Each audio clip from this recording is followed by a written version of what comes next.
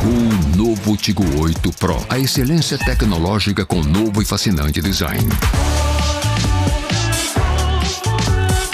Esqueça tudo o que você já viu e venha conhecer a 8ª maravilha do mundo, melhor ainda.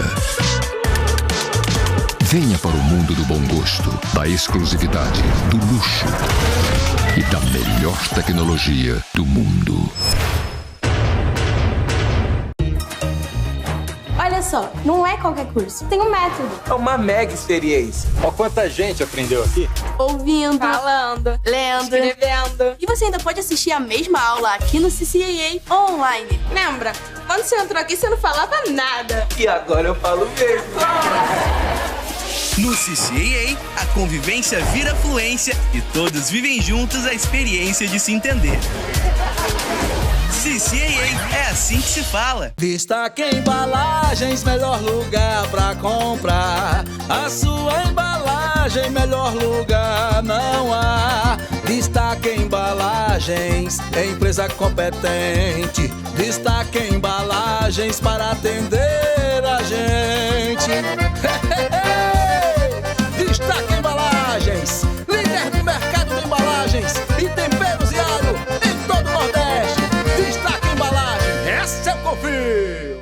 Quer cuidar do seu carro com conforto, segurança e agilidade? Há 20 anos, o Varejão do Óleo faz isso por você e seu automóvel. Com uma equipe de técnicos treinada, garantimos o serviço de troca de óleo com total qualidade e as mais modernas opções de produtos. Trabalhamos com todos os tipos de lubrificantes e óleos para motor, caixa de marcha mecânica e automática, suspensão, hidráulica e muito mais. No Varejão do Óleo você encontra tudo o que precisa para carros de passeio, caminhões, máquinas pesadas e geradores, com o melhor preço e as melhores condições de pagamento, além de um atendimento personalizado. No Varejão do Óleo tem ainda o serviço de lavagem especial para deixar o carro limpo e brilhando. Tá esperando o quê?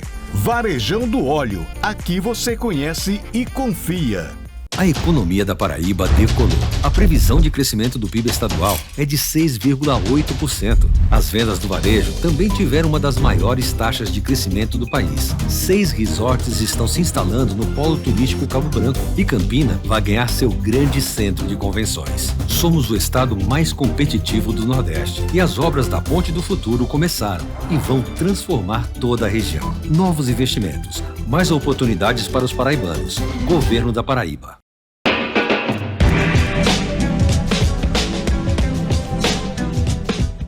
Bom dia, boa tarde, boa noite, boa madrugada, aqui é o professor Deusimar Dias. Estamos iniciando mais um programa Funes Cultural, uma parceria da Fundação Hernando Sátero com a TV Sol e a Rádio Tabajara, 4ª temporada desse programa, que já virou uma referência no âmbito da cultura, da educação, do cotidiano, aqui no sertão da Paraíba. E o convidado de hoje, gente, semana do Exame Nacional do Ensino Médio, é um cara que eu admiro muito, é meu amigo pessoal, né? Uma das grandes figuras da educação aqui no sertão da Paraíba, mas também com forte atuação no estado de Pernambuco. Ele que é especialista em produção de texto, em redação para o Enem, já trabalha há muito tempo e a gente vai falar muito sobre redação, produção de texto, leitura, escrita, enfim. Programa de hoje recebendo o querido amigo Lima Júnior, professor. Seja muito bem-vindo, Lima, ao programa Funes Cultural e é um prazer recebê-lo aqui. Rapaz, o privilégio é todo meu. E até que enfim chegou o momento, né, da gente ter uma conversa.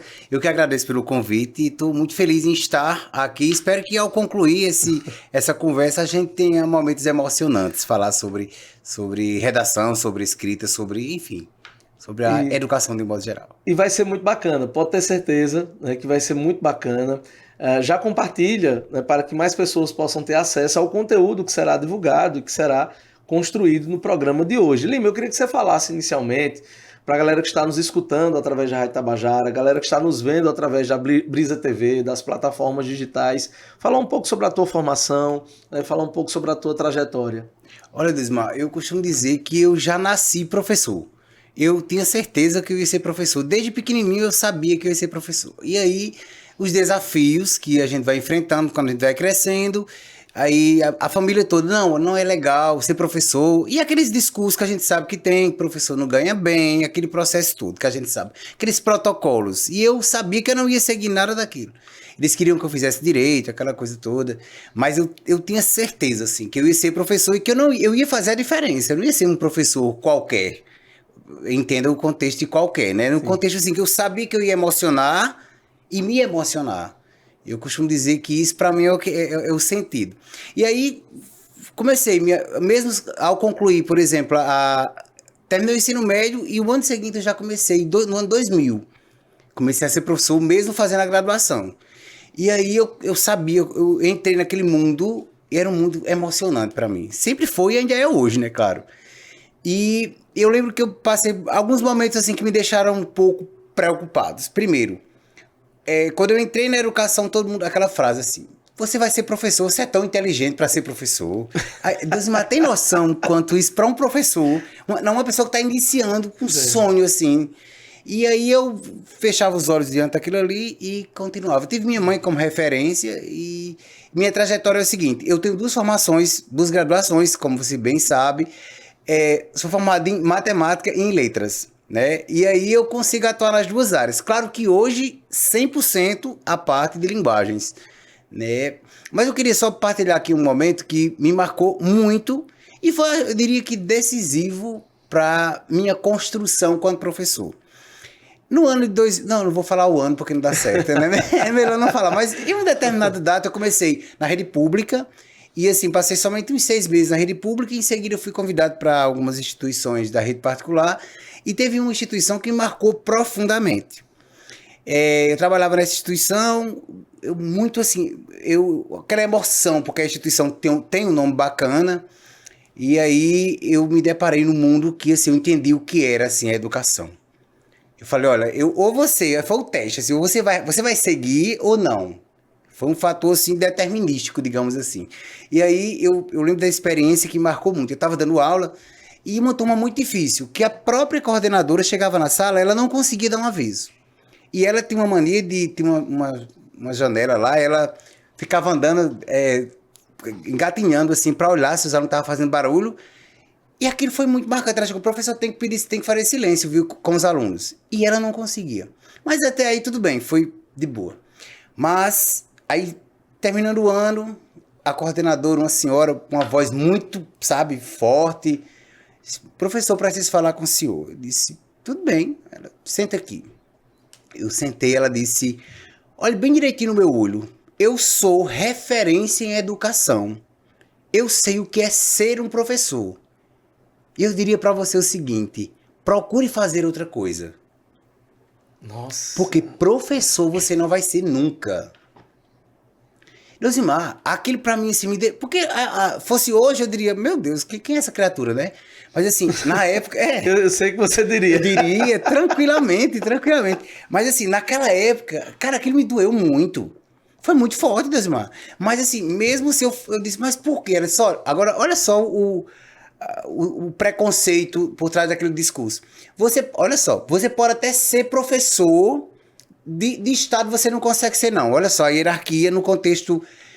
Pode até ser de município. Agora, acho que Patos você não consegue. Se você quiser seguir essa profissão. A gente não vai mais precisar dos seus serviços. E aí daquele dia, assim, o mundo... Cheguei em casa meio chorando. Falei com a mamãe, ela disse, meu filho, veja bem. Você quer ser professor?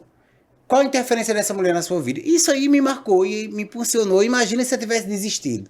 Hoje eu sou um cara emocionado, eu consigo emocionar meus alunos, eu faço um trabalho que eu costumo dizer, além de ser um trabalho lídimo, é um trabalho inspirador. Eu consigo, Deusimar, me emocionar corrigindo redação às 3 da manhã. Então, assim, isso é um sinal que você está no caminho certo, né? Inclusive você falando nisso, né, tem 2 questões muito interessantes. Eu lembrei agora da filosofia helenística. Quando você diz que consegue ser feliz corrigindo uma redação... Sim. Às 3 horas da manhã, eu lembro muito, né, da filosofia helenística, que eles falam muito sobre a felicidade. Né? Então, o que é ser feliz para essa galera? Né? É você conseguir estar contente com aquilo que está à sua disposição. Isso. Então, a partir do momento que você não tem essa paixão pela educação, mas consegue ser feliz, estar feliz com aquilo que está posto a você, que é um conjunto de redações que você tem para corrigir às 3 horas da manhã, então você descobriu a chave, né? Você descobriu esse significado. E o segundo ponto eu sei, né, que os alunos são apaixonados por você, você tem essa identificação muito forte, né, com os alunos, e eu acompanhei tua trajetória, tanto na área da matemática, como também na área da linguagem, né? Desde o SEDUC lá em Santa Luzia. Não vou mostrar as imagens que nós temos de 12 anos atrás, né? Porque nós melhoramos um pouco, né? Pelo menos Lima melhorou um pouco. Eu continuo um pouquinho acima do peso, mas ele agora é uma pessoa que malha. Eu não consegui entrar ainda nesse mundo maromba, mas é um projeto, né? Como é que foi essa tua migração, assim, da matemática? Eu sei que você tem as 2 graduações, mas você era conhecido como um excelente professor de matemática, e aí veio essa mudança, né, no Enem, onde a redação passou a ter um peso significativo, a gente vai conversar sobre isso já já. Então, como é que foi essa tua mudança, assim, de dizer, não, eu não vou atuar mais como professor de matemática e eu vou atuar como linguagens, assim, foi difícil? Foi assim, natural, foi orgânico, digamos assim, porque eu comecei em Cajazeiras. Eu tinha comecei com um cursinho de gramática e redação, turminha pequenininha, acho que tinha 30 alunos, isso eu acredito que 2008, 2007, por aí, quando eu comecei. E aí, à medida que foi crescendo, eu sabia que ele não cabia mais matemática. E as escolas, eu trabalhava já em outras instituições com tanto matemática quanto redação, e aí acho que de forma tranquila, assim, foi migrando até a pós-graduação, que você sabe que eu ministrava também disciplinas de matemática, eu fui ficando com a parte de linguagens. E aí, hoje, 100%, eu acho que eu sei ainda um pouquinho de matemática, eu não sei se eu sei ainda, mas nos últimos 5 anos eu não trabalho mais com a parte de matemática. Mas eu sou também um professor, eu sou bacana, assim. Eu sou professor, sabe, Desmar? Independentemente da disciplina, assim. Pois é, a gente vai começar a falar a proximidade do Exame Nacional do Ensino Médio chegando. É um momento de expectativa, não só para os alunos, mas também para os professores, né? 2 domingos, né? Agora no início de novembro. E fala-se muito sobre o peso da redação, né? Nós temos várias pessoas que gravam vídeos para a internet, YouTube, TikTok, e falam em percentuais diferentes de nota. Não, porque a redação tem metade do peso da prova, que tem 70% da prova é redação. Se você quiser passar em tal curso, você tem que fazer acima de 950 pontos e tal e tal. Eu queria que você falasse assim, qual é o real peso da redação na nota do Enem? Eu diria que a redação do Enem é assim, determina a aprovação do aluno. Principalmente se for um aluno que vai fazer um curso que tem uma pontuação muito alta. Deusmar, eu costumo dizer o seguinte, hoje, com a facilidade que a gente tem, que a gente vai falar um pouquinho sobre texto padrão e tal, a gente tem o caminho é muito mais fácil para um aluno atingir 900 pontos na redação do Enem. Só que em linguagem, por exemplo, em outras áreas não é possível isso, porque tem a TRI. Né? Então, assim, se o aluno bem soubesse, ele dizia, eu vou me dedicar em redação porque eu posso garantir 900 pontos. 1000 pontos. 1000 pontos tudo bem, que é um pouquinho, né? Mas assim, 900 pontos ele já tem como garantir, sabendo que nas outras áreas ele não consegue. Então, assim, a redação, eu diria que eu antes falava assim, metade da nota. Mas sei que não corresponde a metade da nota, mas eu diria que a diferença é muito significativa. Então, eu acho que o aluno precisa desse entendimento, de entender que a nota da redação, ela determina a sua aprovação. Você já acompanha esse modelo já há muitos anos, né? Sim. A maneira como o Exame Nacional do Ensino Médio mudou, né? Antes de 2009, depois de 2009. Então hoje você tem um padrão de texto, hoje você tem todo um sistema de habilidades e competências. A aula do professor hoje de linguagens é diferente. Total. Por conta do peso da redação. Você acha que o aluno já se adaptou a esse processo, tanto alunos e professores, assim, principalmente alunos? Você acha que eles já estão plenamente adaptados a isso? Estão, porque assim, a informação, o acesso à informação. Nos últimos 5 anos, porque antes de a correção, eu acho que pode falar, eu não sou mais, fui corretor da redação do Enem de 2005 a 2000 e alguma coisa aí, 2020. Então, assim, a gente não tinha muito conhecimento, quem era corretor tinha acesso ao formato de correção, era tudo muito assim, muito solto. Hoje não. Os professores têm acesso ao modo de correção, então fica mais fácil direcionar o aluno.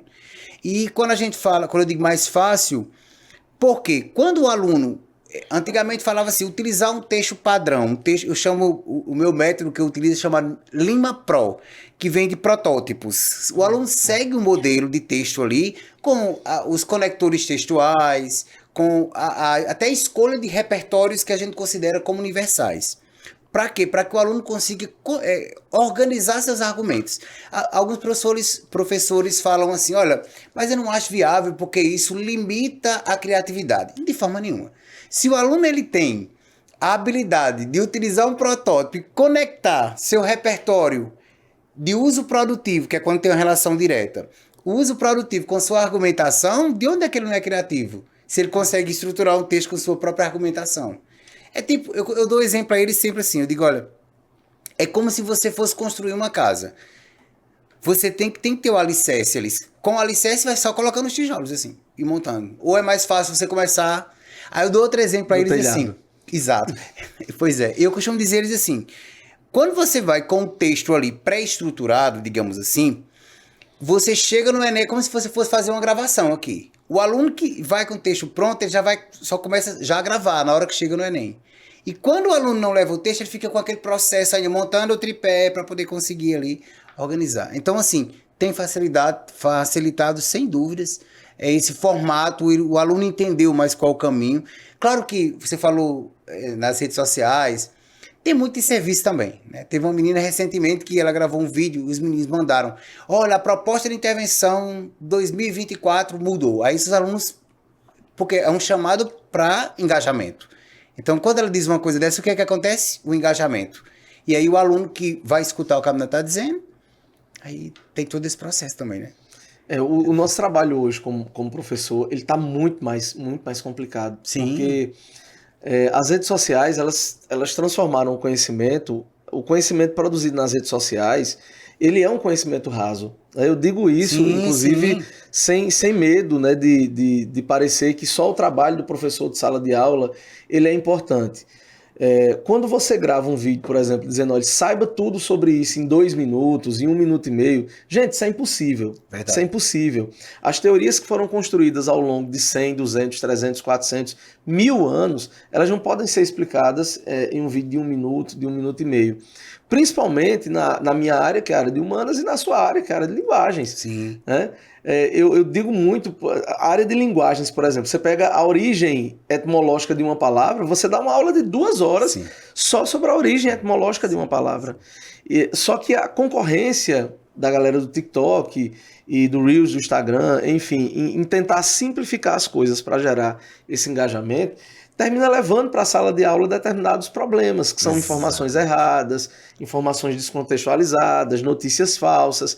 E aí eu queria que você falasse sobre uma coisa, que é até uma curiosidade que eu tenho, como eu não sou professor de redação, e eu busco muito essa questão da fake news, das notícias distorcidas. Eu sei que um corretor, ele não corrige só uma redação. Sim. Então você, como professor de redação, você pega ali um pacote com 200 redações, dependendo se você trabalha em várias escolas. Sim. Se você trabalha em várias escolas, se você é corretor do Enem e você pega uma quantidade ali por dia, não sei se você pode falar sobre isso, quantas redações um corretor oficial do Enem pega por dia, enfim. Dá tempo, Lima, o corretor verificar algumas informações mais específicas que o aluno coloca ali, ou na correção ele se baseia mais em questões gerais. Esse dado aqui, será que está correto? Então dá tempo você parar, ir lá no Google e verificar se aquele dado ele é correto? De forma alguma. Até porque no manual do corretor de redação do Enem, e não só do Enem, mas de outras bancas de concurso também, não existe esse critério, não existe algo específico para esse grupo. Mas o que o aluno... Aí você pode dizer assim, gente, Lima, quer dizer que você está dizendo que o aluno pode mentir na redação do Enem. O que está em jogo, o que está sendo avaliado ali como ponto em discussão, é a capacidade de argumentação. Então, assim, é claro que se você utilizar notícias falsas, se você utilizar um dado estatístico que não tem validade, isso vai comprometer, por exemplo, o seu projeto de texto, que é a competência do número 3. Você não vai conseguir conectar se com notícia falsa, por exemplo, o mesmo dado que não é real ali. Então, o aluno pode ser penalizado, mas penalizado pelo fato de você ir do corretor e pesquisar, não. Ele não pode fazer isso. Até porque, não, olha, essa parte da quantidade de redações, vamos lá, digamos que um corretor recebe 100 redações, é porque depende muito do seu nível de correção. Se for um corretor que tem uma experiência bacana, ele pega até 200 textos por dia. Né? Então, assim, ele não vai ter tempo de avaliar isso e não tem nenhum critério dizer isso, não tem nada específico no manual. Entendeu? Mas isso não quer dizer que o aluno não possa ser penalizado.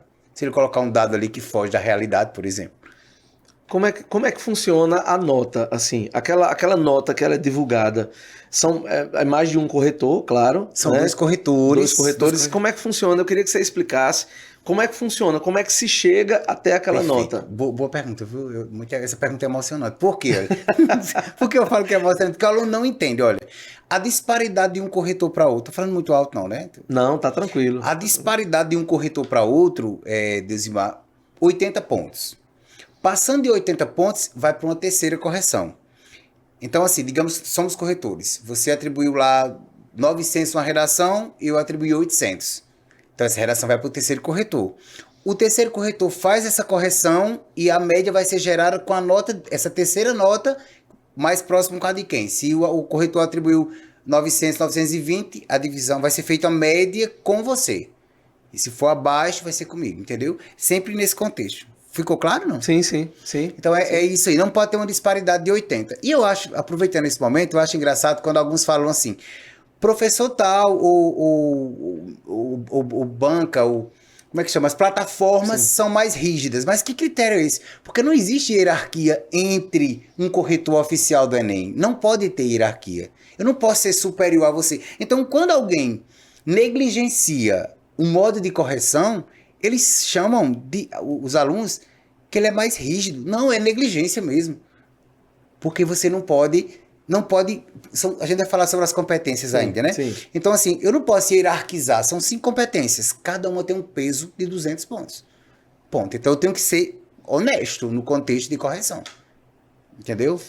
Tem até uma curiosidade, você falando aí na questão de plataformas, né? Enfim, hoje nós temos um modelo de correção que é o professor, né, que está ali, por exemplo, você dá aula de redação na escola, você corrige aquela redação dos alunos, você tem um cursinho, né, o seu cursinho preparatório, você corrige ali, mas já tem a utilização da inteligência artificial, né, das plataformas automáticas. Lima, como é que funciona essa questão da correção automatizada? Assim, você tem alguma opinião formada sobre isso, né? Como é que funciona essa questão? É plenamente inteligência artificial ou tem algum tipo de cruzamento de dados? Como é que funciona? É inteligência artificial pura, assim. Aí os alunos falam, nossa, mas deu certo. Mas assim, não tem algo de... Não é diferente do humano, assim, quando a gente está corrigindo ali, que você observa, olha, esse projeto de texto, eles colocam as 5 competências, claro, distribui ali na inteligência artificial, mas tem uma disparidade muito grande. Pronto, recentemente, eu estava até, agora há pouco, respondendo uma mensagem de uma colega, Jane Sinara. Sim. Pronto. Um abraço, Jane. E aí, ela mandou uma mensagem para mim da questão de um aluno que tinha feito uma correção na plataforma. E a gente fez a correção, o texto era 900 mais. E a plataforma atribuiu 640. Então, você imagine a disparidade. E aí, quem garante que não foi por inteligência artificial, né? Então, a inteligência artificial tem aí suas vantagens, claro, mas assim, não é 100% seguro, assim como o professor que está corrigindo, que está orientando. E eu acho que tem uma coisa que a inteligência artificial aplicada à educação não pega, que para mim é essencial na educação, que é a evolução daquele aluno. Então, quando você, por exemplo, um aluno chega para você e diz assim, poxa, minha redação, eu não consigo sair dos 600 pontos. E aí você começa a fazer um trabalho em cima daquele aluno, né? E aí você começa a perceber que aquele aluno vai evoluindo, né? Que está havendo ali um processo claro de evolução educacional, o aluno vai mudando, ele vai escrevendo melhor, até chegar num ponto, por exemplo, da redação dele para 850, 880, 900. Eu acho que esse é o tipo de coisa que a inteligência artificial não consegue pegar. Por isso que o humano, ele sempre será necessário. Sim. Eu aproveito esse momento para falar, já que você falou nessa questão de crescimento, eu não sei se eu posso falar, vou falar assim, de uma aluna minha, Maria Eduarda, alguns alunos Maria Eduarda foi... Você pode falar tudo aqui. Posso falar tudo? Então, perfeito. Então, assim, tem o exemplo de Maria Eduarda, que foi uma aluna que mudou minha vida. Assim, eu tive certeza, isso foi no ano de 2016. Mas ali, assim, é a comprovação de que eu estou no caminho certo. Deusimar, eu estava numa instituição, era o início do ano de 2016. 16 ou 17, salvo engano aí. E aí, o auditório lotado, aula inaugural. E aí, eu começando o discurso inicial, uma senhora aparece ali na porta, e diz assim, aqui é o reforço de redação, assim, bem grosseiro mesmo. Eu já, você sabe como eu sou, então eu olhei assim, eu já... como é? Não que o reforço não seja importante, mas a forma que ela disse assim. Eu falei, aí eu olhei pra menina, a filha dela assim, com a cabeça, não era olhando pra gente, bem assim, encolhidinha. Eu falei, nossa, tem alguma coisa errada aí. Eu falei, é sim. Aí ela disse, onde é que paga isso? Que ela vai ficar aqui, essa jumenta. Você podia dizer tudo, né? É, pode dizer tudo. Pois pronto, ela utilizou essa palavra jumenta, Deusimar. E nisso foi tão constrangedor, a gente tinha, né, na época, acho que eram 180 alunos, que eram... Você acredita que ninguém riu, ficou aquele clima tenso. A menina, senta lá, e chamou o nome com a menina sentou, constrangida. Ela pegou, fez o pagamento, efetuou o pagamento, jogou o dinheiro lá e saiu. Que hora quem buscar essa criatura com a menina? Pra gente, como o tempo é curto aqui, mas vamos lá. Eu passei 5 meses para ouvir a voz de Maria Eduarda. Agora, não é porque eu não tentei, não. Deusimar, todas as minhas aulas lá funcionavam no dia. Falar o dia não dá certo, não, melhor não. Não. E aí, não, o dia não. Vamos lá, na segunda-feira, eu trabalhava lá. Deusimar, toda segunda-feira, eu tentava assim, Maria Eduarda, vamos fazer um texto? E ela, travada. Quando um certo dia eu falei, Maria Eduarda, todo mundo estava saindo do simulado e ela travada na cadeira. Falei, Maria Eduarda, vamos fazer uma redação, uma introdução comigo? Ela disse, bora. Deusimar, quando ela disse bora, eu senti a presença de Jesus. Não, eu digo, é agora. Eu disse, beleza, vamos. Eu fiquei de joelho assim na cadeira e a gente começou a fazer a introdução, montei. Eu disse, vamos para o desenvolvimento. Nesse eu fiquei horas com ela. A gente conseguiu montar assim, acho que foi uma introdução e um D1, desenvolvimento 1. E aí, segunda semana, a gente montou a redação e para sintetizar aqui, Maria Eduarda conseguiu fazer a redação. O histórico de Maria Eduarda zerou, tangenciou, tirou 380, o máximo de nota que ela conseguiu tirar no Enem. E assim, ela tinha um bloqueio. Quando falava no Enem, a menina ficava se tremendo. E aí, a gente trabalhando com aquele processo emocionante, assim, ela olhava para mim já. E aí, finalzinho do ano, em janeiro, que saiu o resultado, o telefone, assim, muito, muito fervoroso, aquela senhora, é Lima? Eu falei, sim. Ela disse, aqui é... Oi, dona Marli, tudo bem? Desculpa, não ia falar o nome dela, mas ela já sabe que a gente é amigo hoje, assim. Que eu acho. E aí, Marli, eu disse, dona Marli, ela disse, Dudinha passou, não sei o que. Ela tirou quanto na redação? Ela disse, 960. Deusimar, cara, a menina nunca... Ela chorou, assim, Maria Eduarda, eu chorando, por telefone e a mãe. Eu falei, mesmo assim eu resisti. Falei, quero falar com a senhora tal dia lá no cursinho, vá lá. Quando eu cheguei lá, tava um negócio de chocolate muito grande, uma marca bacana aí. E quando eu vi, eu disse, não, preciso me vingar. Me vingar não, você... Eu falava, não é vingança, que é deselegante. Mas assim, eu preciso dar um retorno dessa senhora. E aí, ela me entregou o chocolate, eu agradeci e sentei. Eu disse, dona Marli... Desculpa, dona Marli. A senhora sabia que a jumenta da história não era sua filha? Ela disse... Não, Lima, e era quem? Aí, o marido dela, eu acho que ele ficou... Deusimar, acho que ele passou uma vida inteira esperando que alguém dissesse isso com ela, né? Ele não tinha coragem. Ele não tinha coragem. E aí, eu disse, e ela olhou pra mim e disse, era eu, não era Lima. Eu disse, me perdoe, disse, não, peça a sua filha desculpas. E aí, o senhorzinho, só pra gente fechar a história de Maria Eduarda, o marido dela olhou pra mim e disse assim, olha aí, Marli, olha o que Lima tá dizendo. Ela disse, Antônio, cala a boca, Antônio. E ele fechou a cara. Então, assim, eu acho que eu realizei 2 momentos. Salvei Maria Eduarda e realizei o sonho daquele senhor ali de dizer o que eu queria falar em relação ao contexto. Então, se eu não tivesse tido cuidado com a Maria Eduarda, será que Maria Eduarda está fazendo...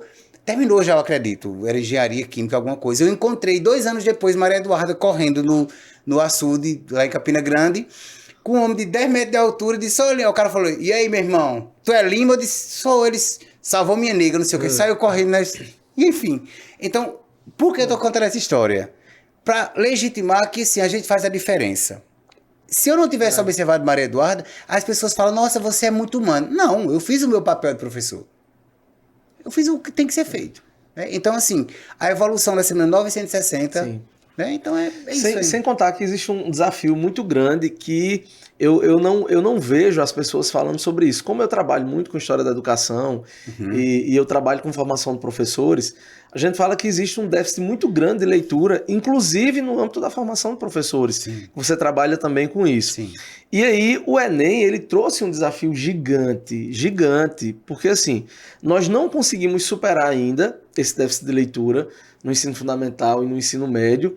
E aí, quando o Enem traz agora que você precisa escrever um texto, dissertativo argumentativo, sem que a gente tenha resolvido essa questão da leitura, né? Então, o desafio do professor de redação, ele é muito maior hoje, né? Porque uma coisa é você ensinar um aluno a escrever que tem uma boa carga de leitura. Sim. Outra coisa é você ensinar alguém a escrever bem sem que essa pessoa leia, né? Então, nós pulamos uma etapa ali, né? Sem resolver ainda as questões relacionadas à leitura, nós cobramos hoje que o aluno escreva bem. Então, por isso que eu acho que o papel de vocês, assim, é um pouco mais árduo nesse sentido, né? De fazer com que o aluno escreva bem, e aí eu já emendo, Lima, para você comentar sobre isso, em relação às competências, né? Então, como é que esse aluno, ele escreve um bom texto dentro das competências? Então, eu queria que você falasse um pouco desse contexto, já falando um pouco sobre cada uma dessas competências. Perfeito. Eu acho assim que a redação do Enem, o modo de correção é extremamente democrático. Porque assim, na minha época, eu não sei sua época a gente tem uma diferença de idade, acho que não é tão grande, mas aí. Mas assim, o modo de correção antigamente, para mim, era tipo, a prioridade era a gramática. Se você não tinha uma gramática impecável, eu não saberia, não tinha argumentação. Não era considerada argumentação. No Enem não, ele é muito democrático. Por quê?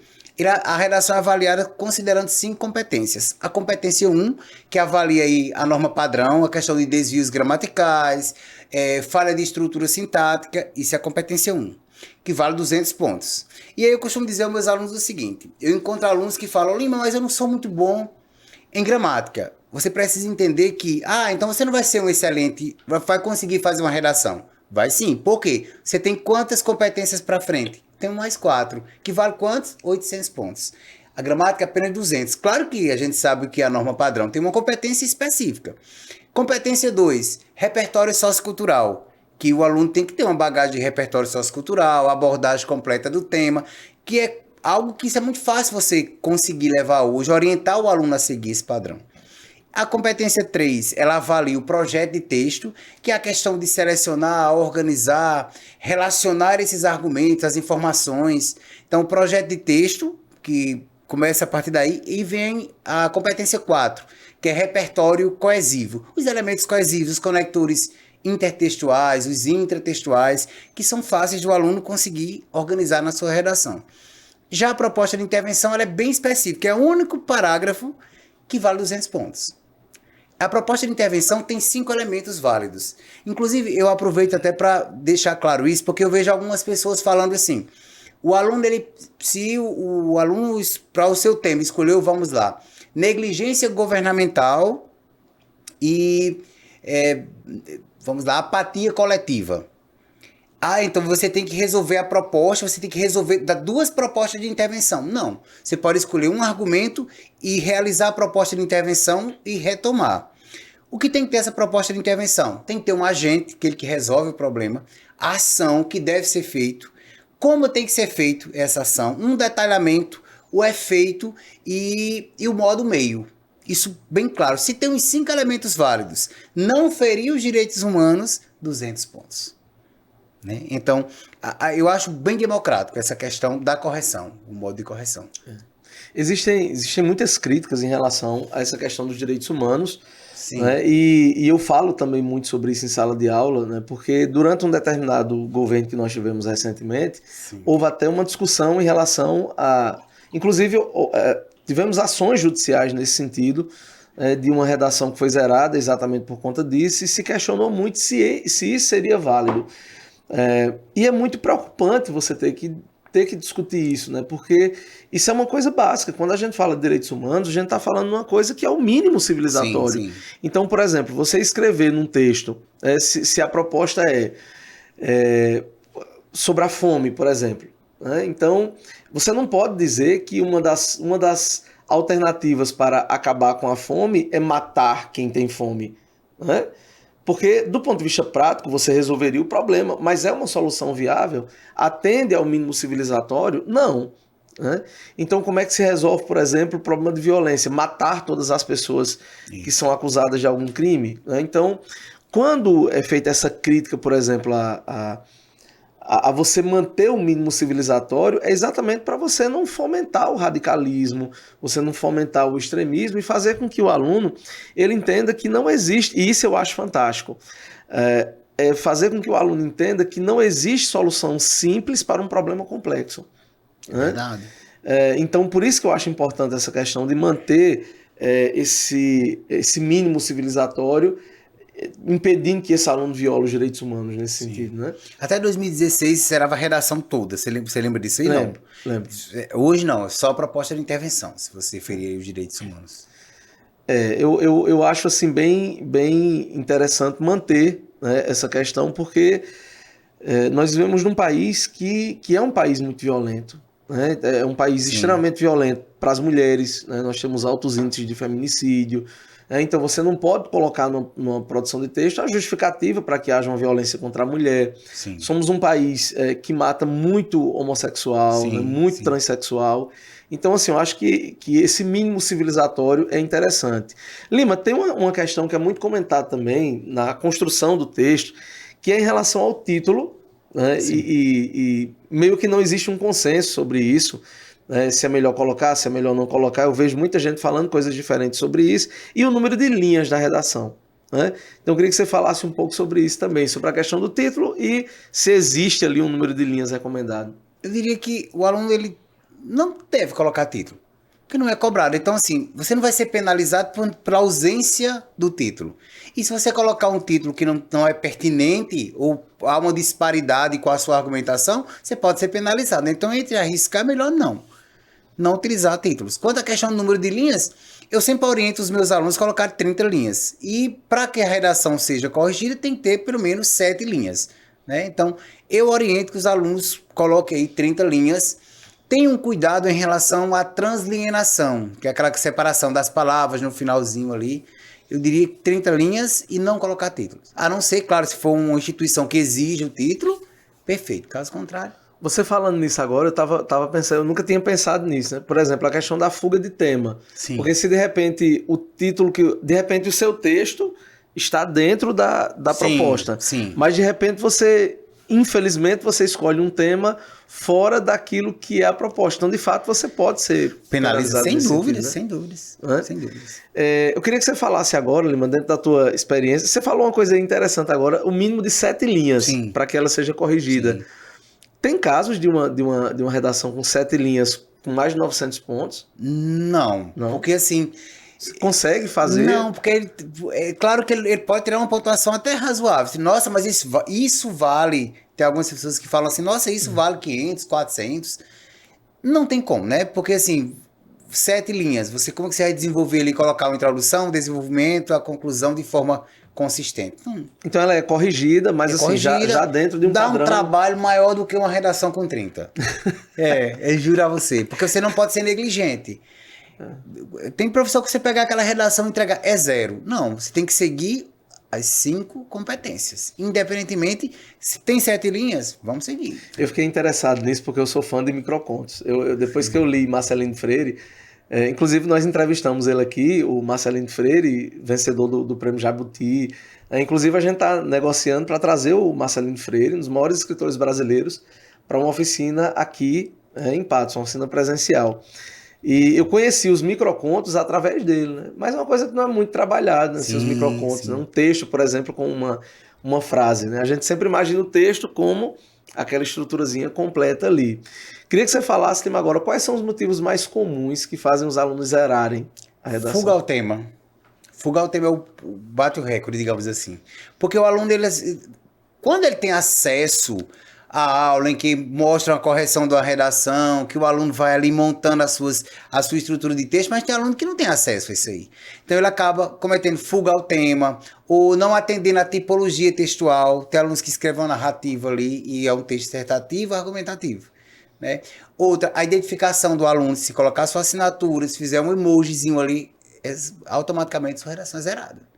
O emoji, a sua identificação, a não tipologia textual e fuga ao tema. Então, falar de outro ponto que não tem nada a ver com a temática. É uma outra dúvida que eu tenho em relação a isso, né? Assim, quando o universo da literatura, ele é um universo muito diverso. Você começa a ler um livro e eu vou para um lugar que pode ser diferente do seu lugar. Né? Eu recentemente, todo ano eu coloco ali um autor para mergulhar na obra. Esse ano falava-se muito sobre Machado de Assis. Sim. E eu disse, esse ano eu vou mergulhar em Machado de Assis. E aí comecei com... Leitura fácil, né?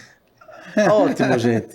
Comecei, aí fui para Memórias Póstumas de Brás Cubas e Dom Casmurro, mas você enlouquece, cara. Dom Casmurro é um livro que leva você para lugares extremamente diferentes.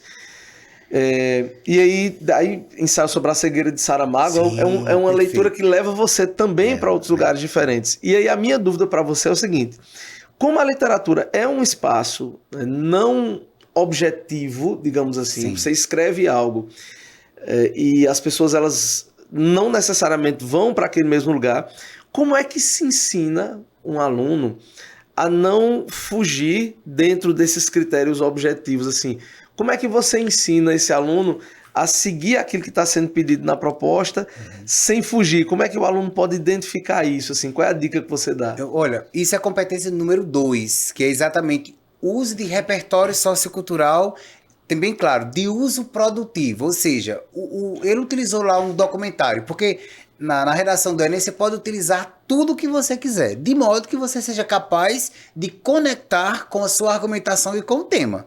Então, assim, o aluno, teve uma época aí que o aluno estava utilizando as pedras de Drummond, né? Então, assim, tinha aluno que colocava que, na verdade, as pedras voltavam para eles mesmos, porque senão conseguiam conectar. Então, tem que ter muito cuidado com a obra que você cita para que você consiga conectar tanto aos seus argumentos quanto à frase tema, a frase temática do Enem. Acho que é isso. Foi essa a pergunta? Sim. Tem uma outra dúvida que é muito comum, inclusive quando eu estou corrigindo prova dos meus alunos, que eu pego algumas provas assim, nas questões dissertativas, e eu faço assim, minha Nossa Senhora, e na hora do Enem, como é que vai ser com essa letra? Né? Então, que é outra dúvida, é outra dúvida que os alunos têm muito, assim, em relação, eu tive uma letra difícil, a minha letra cursiva, ela não é uma letra muito bacana, cursiva. E aí eu fui para o caminho da letra de forma, para que as pessoas pudessem entender o que eu estou escrevendo. Quando eu fiz o Enem em 2014, né, que foi para o curso de Direito lá na UFCG, eu consegui 960 pontos, porque eu fiz a letra de forma na minha redação. E aí eu queria que você respondesse essa questão. A caligrafia, ela determina alguma coisa na nota? Determina. Agora sim, as pessoas precisam entender o seguinte. Sua letra não precisa ser bonita, sua letra precisa ser entendível. Entendível. Agora sim, quando é que o aluno vai ser penalizado? Quando o corretor não consegue ler de forma nenhuma, que inclusive é um critério de zerar na sua redação, se não for possível ler nenhuma palavra. Então, assim, eu diria que interfere sim, tem que ter muito cuidado com a escrita. Não tem um critério dizendo assim, olha, esse aluno tem a letra, não tá entendível, o que é que a gente pode fazer? O corretor ele vai se esforçar, ele deve esforçar o máximo para conseguir ali, de certa forma, conseguir fazer a leitura. Mas assim, quanto mais claro você deixar, quanto mais entendível for sua redação, melhor para você e para todo mundo. Né? Eu procurar assim...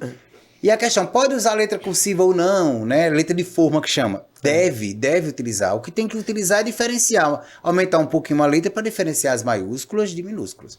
Mas deve. Que fica mais fácil entender. Não é? Muito. Eu queria que você fizesse uma análise, até a questão da caligrafia mesmo. Assim. Dificilmente a gente escreve hoje. Não é?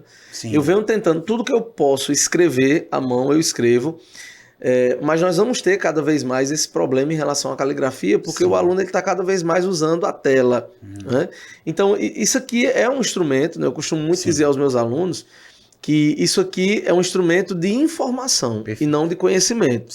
Você precisa pegar a informação que está aqui e transformar isso, de fato, em conhecimento. Eu analiso dessa maneira. Qual é a análise que você faz em relação ao uso de telas? Assim, você percebe que o aluno... ele está lendo mais, ele está lendo menos, né?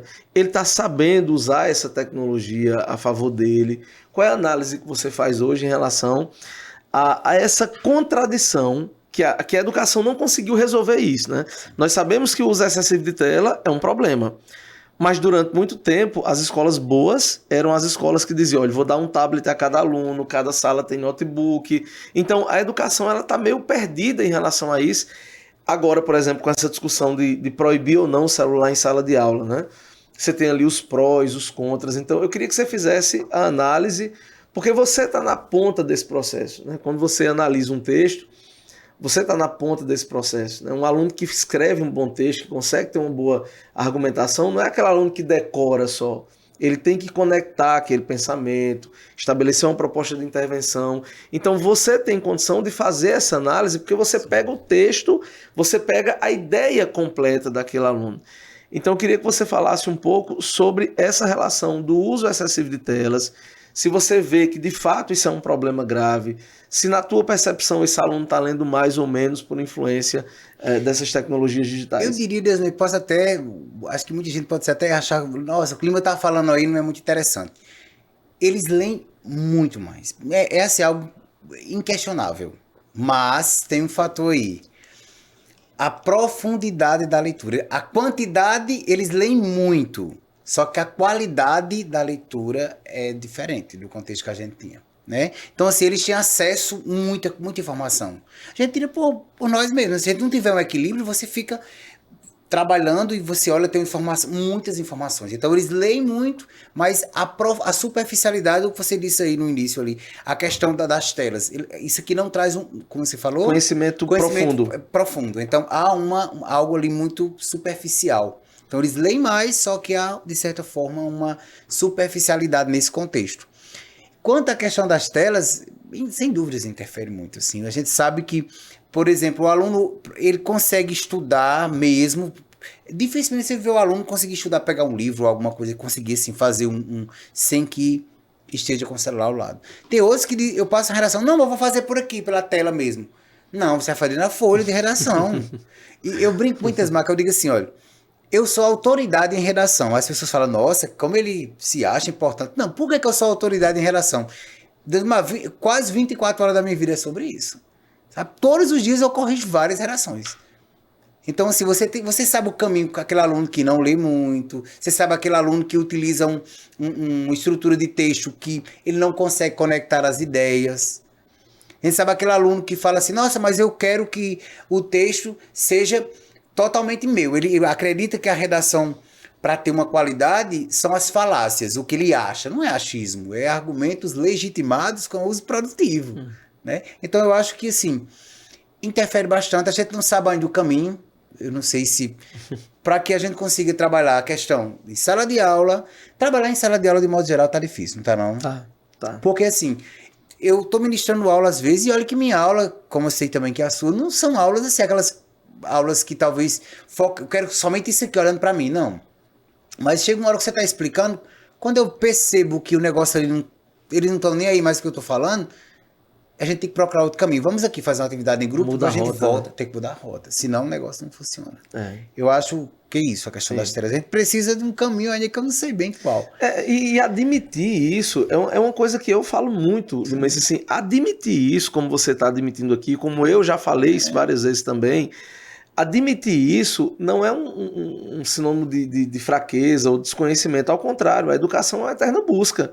Né? Então, até a gente achar esse caminho de equilíbrio, de fato, a gente vai passar por muita tormenta. Falar em equilíbrio, eu não poderia deixar de falar de uma professora que ela é inspiração. Você tem aquele professor que inspirou você mesmo, assim? A gente tem, claro, eu tive vários professores excelentes. Eu tive uma professora que eu não posso deixar assim de mandar um beijo para ela, que é Cristina Castro. Você conheceu a Cristina Castro? Professora de inglês. Sim. Hoje, Cristina não mora mais aqui em Patos, eu acredito. Mas assim, ela é a mulher que... Então, falou em equilíbrio, eu lembro de Cristina Castro. Cristina, um beijo, viu? Amo demais aquela criatura, assim. E hoje, parte do que eu sou, assim, tem Cristina, assim. Porque essa questão de equilíbrio no contexto, que era outra realidade ali... Quando a gente estudava o ensino médio, ou pelo menos quando eu estudava o ensino médio, era outra realidade. Mas Cristina sempre me orientou assim, essa questão do equilíbrio. Então, Cristina é inspiração. Não poderia deixar de falar em Cristina, cara. Que bom, né? Lembrar... Isso de forma respeitosa com os outros também, que eu admiro. Mas Cristina, para mim, é... Eu costumo dizer, Lima, que o professor ele nunca anda só. Sim. Nós somos frutos de experiências positivas e de experiências negativas também no nosso processo de formação. Verdade. A gente poderia conversar o dia inteiro aqui sobre isso, porque realmente são inspirações. Né? Lima, você tem um cursinho, né? Você tem uma assessoria, né? E o sucesso dessa tua assessoria, né? Além da tua competência, além da qualidade do teu trabalho, vem também do fato de você acompanhar individualmente esses alunos. Né? Quando o aluno chega lá no teu cursinho, assim, quais são as dificuldades mais comuns que você percebe quando você vai iniciar um trabalho? Então eu queria que você falasse um pouco, porque às vezes a galera que está nos escutando agora, a galera que está nos vendo, de repente, poxa, eu tenho essa dificuldade também, como é que eu posso suprir essa dificuldade, como é que eu posso acabar com isso? Então, quando você vai iniciar um trabalho com uma determinada turma, quais são os problemas mais comuns que você identifica? O principal problema, digamos assim, é em relação a eles não terem ideia do que é um parágrafo padrão. Você falando que corrigindo as questões discursivas, eu também trabalho hoje com 2 bancas de concurso público, agora eu não posso falar mesmo não, porque aí não dá certo não, mas eu trabalho com 2 bancas, nacional, um negócio aqui bem bacaninha mesmo, e assim, eu tenho aprendido muito. Por quê? Porque cada banca tem seus aspectos de correção e você recebe de todo mundo, assim. Aliás, uma diversidade muito grande de questões discursivas. E a maior dificuldade que os alunos enfrentam é a ideia de um parágrafo padrão. Mas o que é um parágrafo padrão? É um parágrafo que tem início, meio e fim. Hoje é uma redaçãozinha dentro da redação. Então, assim, olha como ficaria mais fácil um aluno responder uma questão sua sobre um tema, sobre feudalismo, por exemplo, com um parágrafo padrão, aquele que tem ali o início, tem o meio, tem o fim. Então eu começo com essa ideia, eu preparo o aluno com um embasamento, o que é um parágrafo padrão, o que é uma tese, qual a tese que o aluno precisa utilizar dentro da redação, e aí eu vou para as dificuldades. Eu encontro alunos que falam assim, Lima, eu nunca fiz uma redação na vida, o que é que você pode fazer por mim? E aí, eu digo, olha, tenha calma, vamos entender isso aqui. E outra, quando eles começam a aprender, eu tenho um exemplo de vários exemplos, mas eu não vou citar nomes aqui porque não fica legal, mas alunos que nunca tinham feito uma redação na vida, nunca, e atingir 900 mais. Porque você é o máximo? Não, porque assim, é o olhar diferenciado. Deus, mas quando você olha para o seu aluno e você acredita, agora não é fingir que acredita, não. Vem cá, você quer entrar na universidade? Quero, meu sonho, mas redação para mim, eu digo, não. Você quer? Então escute, isso aqui é o caminho. Vai seguir. Quando esse aluno pega o ritmo, e aí muitas vezes eu pego um texto padrão, monto, olha, e vai encaixar nessas ideias aqui. Mas assim, o texto para mim não é original, porque copio isso aqui. Chega uma hora que ele mesmo monta a sua própria estrutura de texto. Usa repertório de uso produtivo, usa os conectores certos, usa os 5 elementos válidos e um diferencial. Eu ensino eles a corrigir redação. Porque assim, alguns colegas falam, você é louco, Lima, por que ensinar? Eu digo, eu ensino para que eles aprendam a corrigir. É tanto que alguns estudam em outras escolas e dizem, professor, meu professor atribuiu uma nota na competência 5 e não é essa nota. Por quê? Porque eu tenho os 5 elementos válidos. E eu vou pro professor e ele... Então assim, eu consigo chamar o aluno, dizer, olha, o caminho é esse aqui, e olhar no olho dele e dizer assim, eu acredito em você, de forma real. Isso é o diferencial. Quando eles aprendem, Deus, é emoção o tempo inteiro. Que massa, né? Isso é bom, isso é bom. Lima, vamos ativar o modo desespero. Vamos ativar o modo desespero aqui. 2 semanas para a prova, tá bom? 2 semanas para a prova. O aluno está nos escutando agora, está em casa. E olhei para a câmera. E aí, ativando o modo desespero, que é assim, 2 semanas, ele entende, né, que não desenvolveu as competências suficientes até agora e quer fazer uma boa redação. E a prova já é daqui a 2 semanas. Ativando esse modo desespero, né? O que é que ele pode fazer nessas 2 semanas? Entrar pro meu cursinho, tô brincando. Não, dá tempo, viu, ainda? Eu tô brincando. Não, mas assim, a primeira coisa que ele tem que fazer é o seguinte. Não pense que você vai chegar lá na hora do Enem e você vai chegar uma luz. Jesus é muito generoso, perfeito, a gente sabe. Mas assim, ele não vai fazer sua redação. Então, pegar um texto padrão, pedir uma orientação do seu professor... e montar uma estrutura de texto para que você pelo menos entenda, use conectores, e aí é possível você conseguir fazer. Agora, se não sentar E montar uma estrutura de texto para o dia do Enem, se você não estudou até agora, sinto muito dizer, mas não vai, viu? Tá complicado, Nossa, eu tô viu? desanimando um pouco mesmo, né? Gente, olha, a conversa como passou rápido. Mas já aqui, terminou? né? Assim, a gente já tá quase 1 hora de programa, inclusive. Né? Olha que coisa bacana. Lima, eu queria que nesse momento final, assim, primeiro agradecer a você, né, eu sei do seu tempo, né, da sua correria, e principalmente nessa reta final, né, de Enem, assim, todo mundo buscando nessa reta final uma preparação mais incisiva, tirar dúvida através de rede social, enfim. Mas eu queria te agradecer muito, né? Agradecer muito a você a participação. Eu conheço o teu trabalho, trabalhamos juntos, apesar de não estarmos mais no mesmo dia como antes, né? Você saiu e inclusive é uma queixa que eu tenho a você, porque você me deixou à mercê de Hugo, sozinho, né, lá. Então, eu estou totalmente vulnerável agora na quarta-feira à tarde com o Hugo, né? Então, mandar um abraço para ele. Eu tenho vontade, vou trazer o Hugo para fazer um... Promete o seguinte, Hugo, vamos fazer um programa vai ter comigo. Só um pipi. Vai ter que ter uma censura aqui. O problema é o seguinte, Hugo, vamos fazer um programa comigo, ele já vai pensar alguma coisa diferente já, mas vou trazer o Hugo Teacher para fazer um programa aqui com a gente também. Vai ser interessante, sem dúvida. Então, agradecer muito a você, queria que você divulgasse, né, o teu trabalho, ficasse à vontade para divulgar teu trabalho, divulgar tuas redes sociais e dar a tua mensagem final, pode ficar à vontade para as suas considerações finais. Pois bem, eu agradeço muito, foi assim um momento tão tranquilo que a gente não percebeu que passou 1 hora, né? Então assim, foi bem tranquilo mesmo. Questão das redes sociais, me sigam, por favor. Eu sou daquele que eu peço mesmo, sabe? Lima Júnior 7 no Instagram. Eu sempre tô gravando algumas dicas, principalmente essa última semana. No sábado que antecede o Enem, eu vou fazer uma live bem interessante com os alunos, vou fazer uma revisão. Inclusive tem um grupo que alguns alunos podem acessar o meu Instagram, entrar ali e a gente tem umas dicas. O momento com a psicóloga que a gente vai ter na véspera, a gente sempre tem isso. E é isso.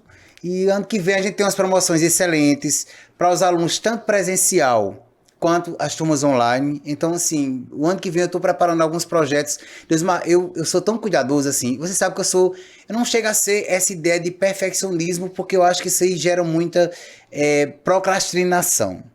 Mas, assim, eu sou cuidadoso. Então, todos os anos, respeitando aqueles alunos que estão comigo desde o 9º, 1º, 2º, todo ano é um material novo. Eu consigo reformular, reorganizar para que meu aluno tenha acesso a algo que seja mais interessante, mais inovador, algo que eu aprendi durante o ano e que com os erros dos alunos, olha, isso aqui precisa ser melhorado. E é isso. Então, vamos para o meu cursinho e é isso. Que bacana, cara, né? Que programa bacana. A gente falou sobre leitura, produção de texto, da construção do Enem. Programa Fundos Cultural, que é uma parceria da Fundação Hernando Sátiro com a TV Sol e a Rádio Tabajara. Chegando ao final da 4ª temporada, nós vamos ter ainda mais 6 programas até o final dessa temporada e já preparando, né, a 5ª temporada do programa Fundos Cultural, essa grande parceria da TV Sol com a Fundação Hernando Sátiro e a Rádio Tabajara. Terça-feira que vem estaremos juntos novamente em mais uma edição desse programa que já virou uma referência cultural aqui no Sertão da Paraíba. Valeu, galera. Até a próxima semana. Tchau, tchau.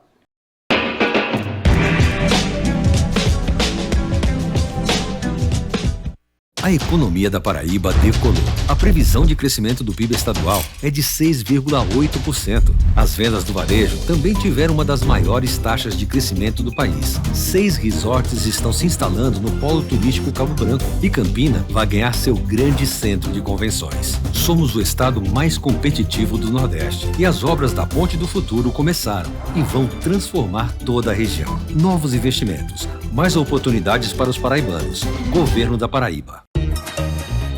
Olha só, não é qualquer curso, tem um método. É uma mega experiência. Ó, quanta gente aprendeu aqui. Ouvindo, falando, lendo, escrevendo. E você ainda pode assistir a mesma aula aqui no CCAA online. Lembra?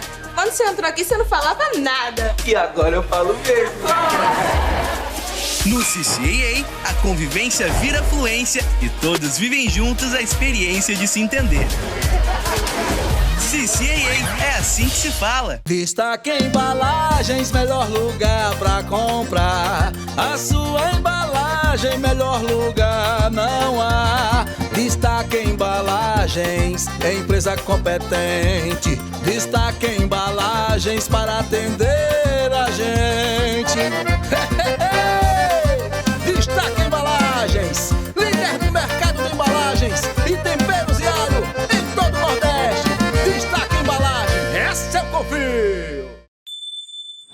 Trabalho, faculdade, que fase?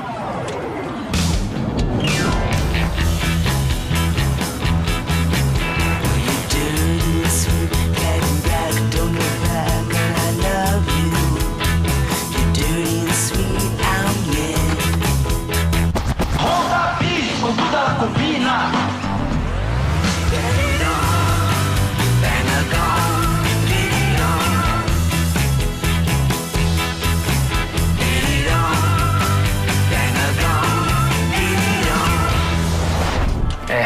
Que fase. Leve a vida numa Honda. Nova Bis e Elite. Chegou o novo Tigo 8 Pro. A excelência tecnológica com novo e fascinante design. Esqueça tudo o que você já viu e venha conhecer a 8ª maravilha do mundo, melhor ainda. Venha para o mundo do bom gosto, da exclusividade, do luxo e da melhor tecnologia do mundo.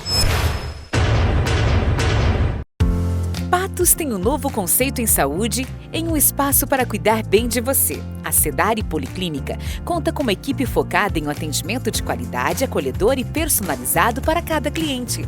Valores como humanização, confiança, ética e segurança fazem parte da essência do empreendimento. Com uma ampla e confortável estrutura, a Sedare dispõe dos serviços de consultas médicas e psicológicas em diversas especialidades, com profissionais de referência. Nessa missão de cuidar das pessoas, a médica Micaela Mota é uma das profissionais que atuam na Policlínica Sedare com atendimento psiquiátrico e cuidados com a saúde da mente. Especialista em psiquiatria, doutora Micaela atua há 7 anos no diagnóstico e tratamento de depressão, ansiedade, distúrbios e transtornos que afetam o bem-estar. Na área infantil, a profissional atende crianças com dificuldades cognitivas e autismo e auxilia no tratamento correto e precoce dos pequenos junto às famílias. Sedare Policlínica, aqui o plano é cuidar bem de você.